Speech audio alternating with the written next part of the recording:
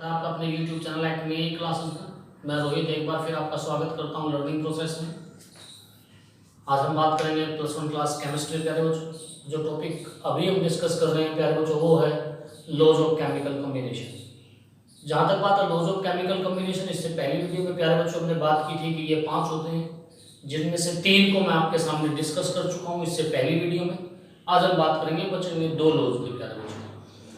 थोड़ा सा रिकैप करा दूं मैं आपको। जो पहला लॉ हमने किया था प्यारे बच्चों वो था law of conservation of mass, कि total mass of the reactant is always equal to the total mass of product, चाहे वो फिजिकल चेंज हो चाहे वो केमिकल चेंज हो प्यारे बच्चों। उसके बाद जो हमने बात की थी वो की थी कांस्टेंट कंपोजिशन की, लॉ ऑफ कांस्टेंट कंपोजिशन। और लॉ ऑफ कांस्टेंट कंपोजिशन में प्यारे बच्चों हमने बात की थी कि कोई भी एक केमिकल कंपाउंड हमेशा एक जैसे एलिमेंट से मिलकर बना होता है, जिनकी रेशियो प्यारे बच्चों हमेशा फिक्स रहती है। वाटर चाहे कहीं का भी हो, किसी भी प्लेस का हो, या प्यारे बच्चों वो जो वाटर है वो किसी भी सोर्स से है, उसके अंदर हमेशा H2O ही होगा और उनकी रेशियो प्यारे बच्चों 1:8 ही होगी। उसके बाद बात की थी प्यारे बच्चों हमने तीसरे लॉ की, और वो था लॉ ऑफ मल्टीपल प्रोपोर्शन, कि जब कोई एक एलिमेंट किसी दूसरे एलिमेंट के साथ कंबाइन होता है और एक से ज़्यादा कंपाउंड बनाता है, और उनमें से यदि मैं किसी एक एलिमेंट के मास को फिक्स कर दूँ तो जो दूसरा एलिमेंट है प्यारे बच्चों उसकी जो मास की रेशियो आती है वो एक सिंपल होल नंबर रेशियो होती है, 1:2:3:4:5। एग्जाम्पल प्यारे बच्चों हमने N2O किया। ये थे प्यारे बच्चों अभी तक के 3 लॉज जो हम डिस्कस कर चुके हैं। आज हम बात करेंगे बचे हुए 2 लॉज की, और उसके बाद बात करेंगे डाल्टन एटॉमिक थ्योरी की।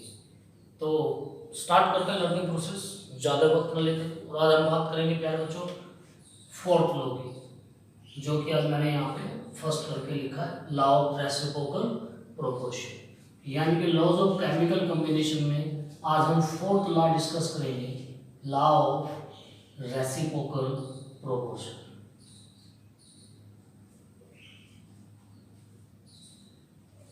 इसको पहले बच्चों इक्विवेलेंट प्रोपोर्शन नहीं बोलते हैं। डेफिनेशन करने से पहले क्यों ना हम इसका एग्जांपल कर दें, ताकि इसका डेफिनेशन हमें बड़ी आसानी से समझ में आ सके। चलो मानते हैं कि हमारे पास एक कार्बन है, एक ऑक्सीजन है और एक हाइड्रोजन है।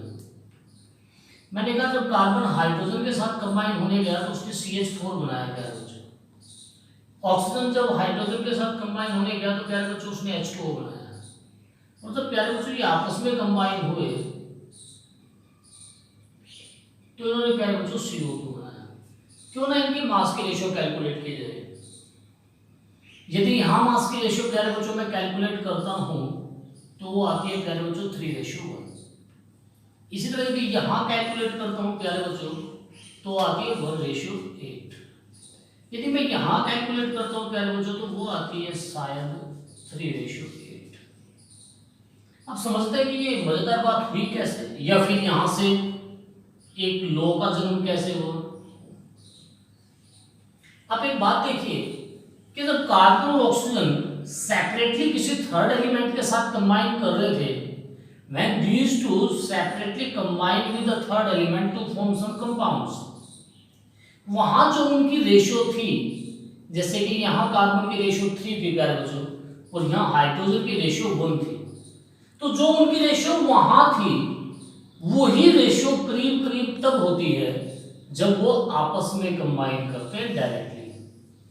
कहने का मतलब यह हुआ कि कभी जब 2 एलिमेंट किसी तीसरे एलिमेंट के साथ सेपरेटली कंबाइन करते हैं और वहां उनकी जो रेशियो होती है, जैसे कि यहाँ कार्बन की रेशियो 3 है और यहाँ ऑक्सीजन की रेशियो 8 है, तो करीब करीब वही रेशियो उनकी तब होती है जब वो डायरेक्टली एक दूसरे से कंबाइन करते हैं। या तो वही रेशियो पाएगी प्यारे बच्चों, या उसका कुछ मल्टीपल मिल सकता है, लाइक दिस। अंडरस्टैंड? यानी कि जब कोई 2 एलिमेंट किसी तीसरे एलिमेंट के साथ सेपरेटली कंबाइन करते हैं और उनके मासेस की रेशियो जो वहां पे होती है वो ही रेशियो या उसका कुछ मल्टीपल प्यारे बच्चों तब होगा जब वो डायरेक्टली आपस में कंबाइन करते हैं। फॉर एग्जांपल जब कार्बन हाइड्रोजन के साथ कंबाइन किया तो उसने मीथेन यानी CH4 बनाया, ऑक्सीजन ने हाइड्रोजन के साथ कंबाइन किया तो प्यारे बच्चों H2O बनाया। यहाँ मैं रेशियो निकालने गया तो 3:1 आई, यहाँ यदि मैं रेशियो निकालने गया तो 1:8 आई। अब एक बात मुझे समझ में आ रही है कि यदि कार्बन ऑक्सीजन के साथ कंबाइन करता है तो CO2 बनाता है। यदि मैं यहाँ रेशियो निकालने गया तो कार्बन की रेशियो 3 आई और ऑक्सीजन की रेशियो 8 आई, जो बिल्कुल ऐसी ही है जब वो हाइड्रोजन के साथ सेपरेटली कंबाइन कर रहे हैं। मुझे उम्मीद है कि आपको डेफिनेशन के लिए अब मैटर समझ में आ चुका होगा कि हम डेफिनेशन में क्या लिखने वाले हैं। चलो मैं वो डेफिनेशन आपके सामने पहले हिंदी में रखने की कोशिश करता हूँ। क्या शायद हम लिखना क्या चाहते हैं, हम ये लिखना चाहते हैं कि जब कोई दो एलिमेंट किसी तीसरे एलिमेंट के साथ सेपरेटली कंबाइन करते हैं किसी मास के रेशियो में, तो वो जो मास की रेशियो होती है वो या तो वही होती है या कुछ मल्टीपल होता है किसका, जब वो डायरेक्टली एक दूसरे के साथ कंबाइन करते हैं। मुझे उम्मीद है कि आपको समझ में आया होगा जो मैं कहना चाह रहा हूँ। जब कोई दो एलिमेंट किसी तीसरे एलिमेंट के साथ सेपरेटली कंबाइन होते हैं और वहाँ उनकी जो रेशियो होती है वो या तो वही होती है या उसका कुछ मल्टीपल होती है, जब वो डायरेक्टली एक दूसरे से कंबाइन करते हैं। चलो लिखते हैं definition. It states that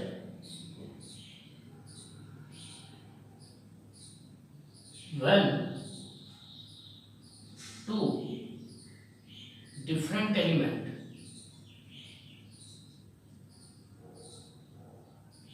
combine separately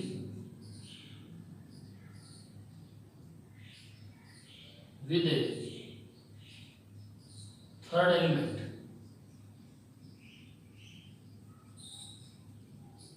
it states that when two different elements combine separately with a third element, then they do so in the ratio by mass which is either same or some multiple of the ratio of masses when they combine directly with each other.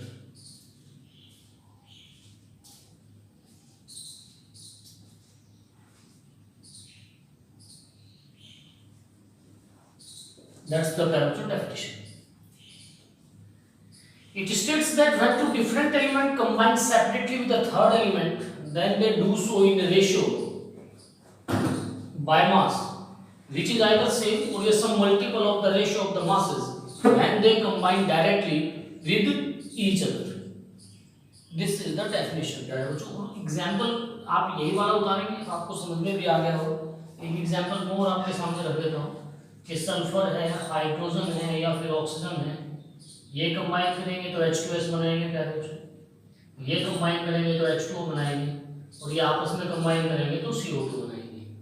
यदि यहाँ मैं ratio की बात करता हूँ तो प्यारे बच्चों को 1:16 आता है क्योंकि सल्फर का मास 32 होता है प्यारे बच्चों। यदि यहाँ मैं रेशियो निकालने गया तो प्यारे बच्चों वो अभी हमने कैलकुलेट किए, वो बेटा 1:8 आएगी। जब ये आपस में कंबाइन हुए तो दिस बिकम 1:1 प्यारे बच्चों। दिस इज 1:1 प्यारे बच्चों। तो यहां से यदि मैं कैलकुलेशन की बात करूं प्यारे बच्चों तो आप देख रहे हैं कि यहाँ पे ऑक्सीजन की रेशियो 16 है, सल्फर की रेशियो 16 है और यहाँ ऑक्सीजन की रेशियो प्यारे बच्चों 8 है। यदि मैं यहाँ भी इनको निकालने जाऊंगा तो वो 2:1 आने वाले, यानी कि इसका सम मल्टीपल प्यारे बच्चों। तो आप याद रखेंगे कि ये ला क्या कहता है, ये कहता है कि जब भी कोई दो एलिमेंट किसी तीसरे एलिमेंट के साथ कंबाइन करते हैं अलग अलग, तो उनकी जो रेशियो वहां पे होती है प्यारे बच्चों, करीब करीब वही रेशियो उनकी तब होती है जब वो आपस में डायरेक्टली कंबाइन करते हैं। This is the law of reciprocal proportion. It states that when the different element combine separately with the third element, then they do so in a ratio by mass which is either same or yes a multiple of the ratio of the masses and they combine directly with each other. मुझे उम्मीद है कि आपको प्यारे बच्चों last समझ में आया होगा। चलो बात करते हैं लास्ट वन की, यानी कि आखिरी का के प्यारे बच्चों, जो अभी मैं आपके सामने रखता हूँ प्यारे बच्चों। चलो इसको प्यारे बच्चों नोट डाउन कर लेंगे आप।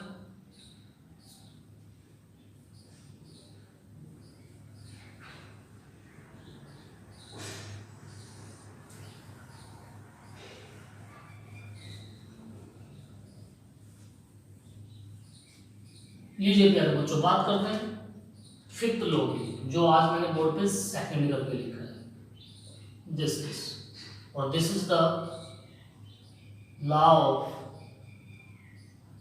Combining volume.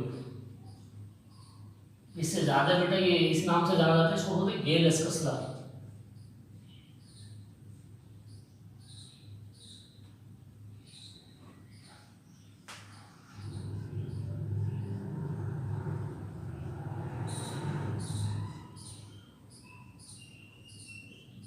दिस इज जो अभी हम डिस्कस करेंगे प्यारे बच्चों, लॉ ऑफ कंबाइनिंग वॉल्यूम, या इसको बोलते हैं गेल-लेस्कस लॉ। देखते हैं क्या कहते हैं, दैट्स वेरी इजी। और ये यहाँ पे ला है प्यारे बच्चों कॉम्बिनेशन में, इसको भी पहले एग्जांपल कर लेते हैं फिर समझेंगे। सपोज कीजिए दिस इज, या फिर प्यारे बच्चों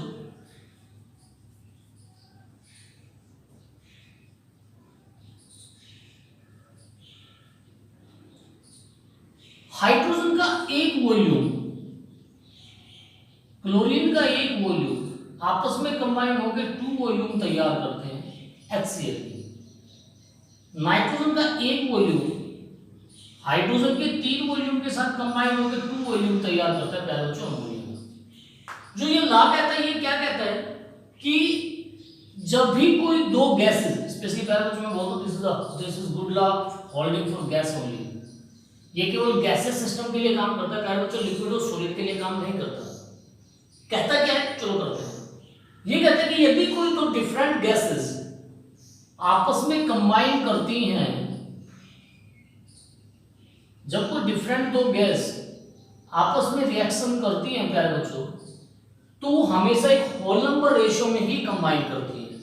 और वो होल नंबर रेशियो को कंबाइन करने के बाद जो प्रोडक्ट बनाती हैं प्यारे बच्चों, उसके साथ भी वो उसको मेंटेन करके रखती है। समझिए मैं कहना क्या चाहता हूं। अभी सपोज कीजिए कि आपको केवल HCl बनाना था, तो आप तो ये सोच रहे हैं कि आप एक हाइड्रोजन और एक क्लोरीन ले लें और HCl बन जाए। फिर मैंने यहाँ पे H2Cl और 2HCl क्यों लिखा, मैं इनको काट सकता था। प्यारे बच्चों, जो हाइड्रोजन होती है वो मॉलिक्यूलर फॉर्म में होती है। आपने इसको 10th+1 क्लास या फिर 10th क्लास या फिर 9th क्लास में पढ़ा भी होगा प्यारे बच्चों, कि जो हाइड्रोजन होती है वो एटॉमिक फॉर्म में नहीं होती। This is known as atomic form, this is in molecular form, यानी कि वो आपको प्यारे बच्चों हमेशा H2 की फॉर्म में मिलेगी, ना कि H की फॉर्म में। अब जब प्यारे बच्चों वो H2 है तो उसमें मैं अकेला H तो नहीं लिख सकता ना, पहली बात। दूसरी बात, चलो मैंने H2 कर दिया, पर मुझे तो केवल एक हाइड्रोजन चाहिए था अकॉर्डिंग टू माय थिंग्स, कि मेरे पास केवल एक हाइड्रोजन होता, दो ना होता, तो मैं इसको प्यारे बच्चों 1/2 कर देता। In the same way chlorine भी मॉलिक्यूलर होती है, वो भी हमेशा Cl2 मिलती है प्यारे बच्चों, अकेली क्लोरीन नहीं मिलती। तो मैंने जब उसको Cl2 लिखा तो मैंने उसको भी हाफ कर दिया, क्योंकि मुझे तो केवल एक HCl चाहिए था। प्यारे बच्चों अब क्या हुआ, अब हुआ कि 1/2 वॉल्यूम, यानी कि हाफ वॉल्यूम हाइड्रोजन का, हाफ वॉल्यूम क्लोरीन का, और एक वॉल्यूम प्यारे बच्चों HCl का बना। पर जो ये लॉ कहता है, ये कहता है कि ऐसा पॉसिबल नहीं है। चलो हम क्या करते हैं, इनका एलसीएम ले लेते हैं। यदि मैं इनका एलसीएम 2 लेता हूं प्यारे बच्चों, तो 1 1 and 2, अब लेके देखिए ना, 2 एलसीएम लोगे तो 1 1 and this 2 goes here and become 2 volume. ये कहता है, अब मैं डेफिनेशन की तरफ चल रहा हूं धीरे धीरे। ये लॉ कहता है कि जब भी कोई दो गैस आपस में कंबाइन करती हैं, तो वो कभी भी फ्रैक्शनल वॉल्यूम में कंबाइन नहीं करेंगी, वो हमेशा होल नंबर में कंबाइन करेंगी, और प्रोडक्ट भी वो होल नंबर रेशियो के साथ ही बनाएंगे, वो 3/2 ETC बनाने वाले नहीं है। दैट्स वेरी इजी, डेफिनेशन बड़ी आसान है। Under similar condition of temperature and pressure the gas always combine in whole number ratio with each other and also is present in whole number with the product also. यानी कि जब भी कोई gases होती हैं वो जब भी रिएक्ट करती हैं प्यारे बच्चों, एक दूसरे के साथ होल नंबर में रिएक्ट करती है, होल नंबर वॉल्यूम में रिएक्ट करती है, और प्रोडक्ट के साथ भी प्यारे बच्चों वो वही होल नंबर बियर करती है, यानी कि वो फ्रैक्शनल में आपके साथ मौजूद नहीं हो सकती प्यारे बच्चों। अंडरस्टैंड? चलो हम बात करते हैं इनकी डेफिनेशन की। अभी यहाँ पे भी आप देख सकते हैं, अभी नाइट्रोजन की मॉलिक्यूल होती है प्यारे बच्चों, एटॉमिक नहीं होती। मैं इसको नहीं लिख सकता कि मुझे यहाँ 2 नाइट्रोजन चाहिए तो मैं यहाँ 2, मुझे यहाँ हाइड्रोजन 3 चाहिए तो मैं इसको फ्रैक्शनल करके लेके जाऊँ 3/2 ETC करके। This is not possible. आपको ये होल नंबर में ही लेके चलना पड़ेगा, लाइक दिस, जो कि अभी यहाँ पे है प्यारे बच्चों। Understand? This is the law of combining volume. Definition करते हैं प्यारे बच्चों इसकी, देखते क्या है। It states that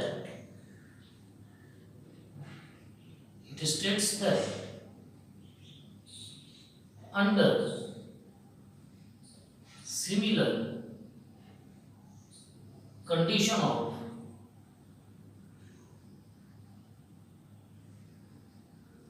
temperature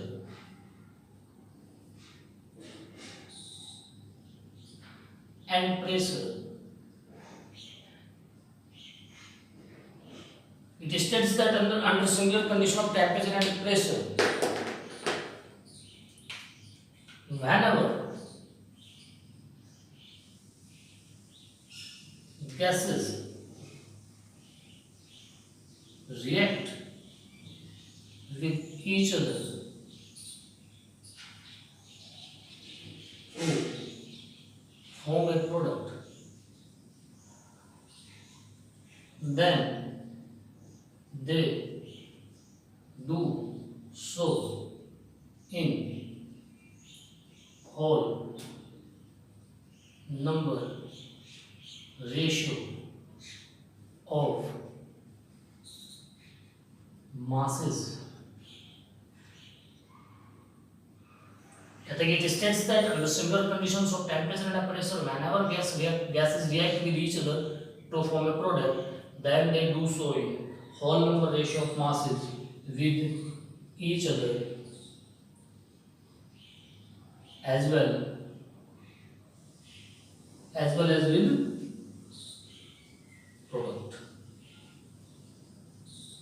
यानी कि प्रोडक्ट के साथ भी और आपस में प्यारे बच्चों एक होल नंबर रेशियो में ही इस काम को करेंगे, एक फ्रैक्शनल में नहीं करेंगे। जैसे कि मैं नाइट्रोजन वाले में आप सेट कर सकते हो, एग्जाम्पल बड़ा आसान है। अभी जो वॉल्यूम है बेटा वो 1:3:2 का है।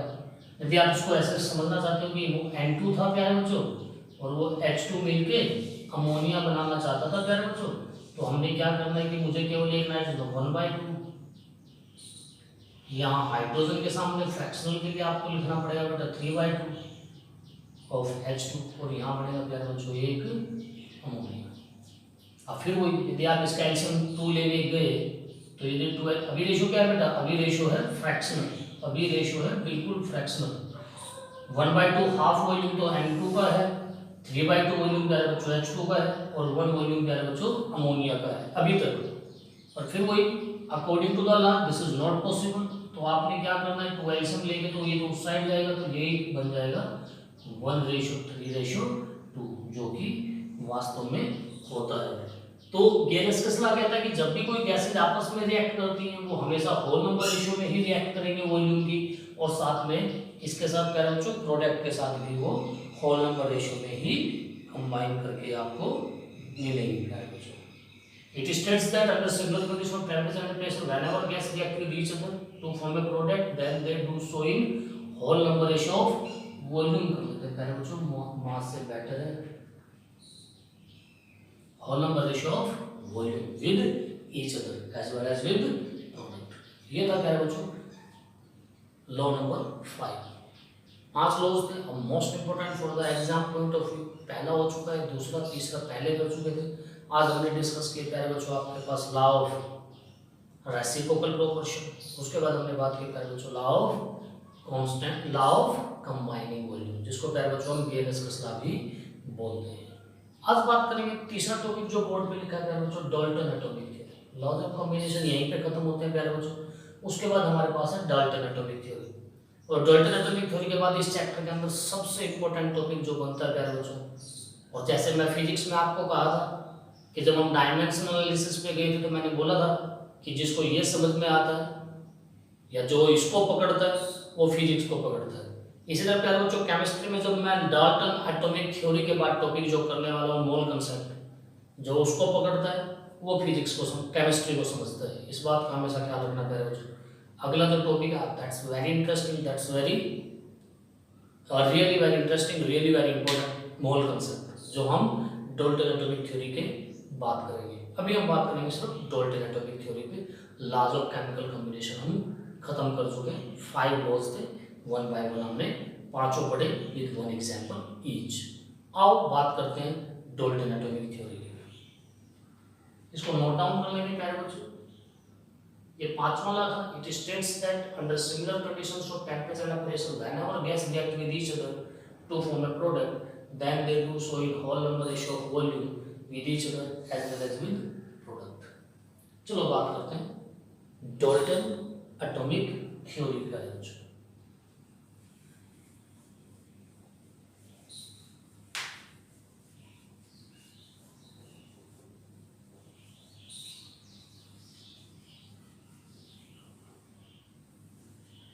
Dalton atomic theory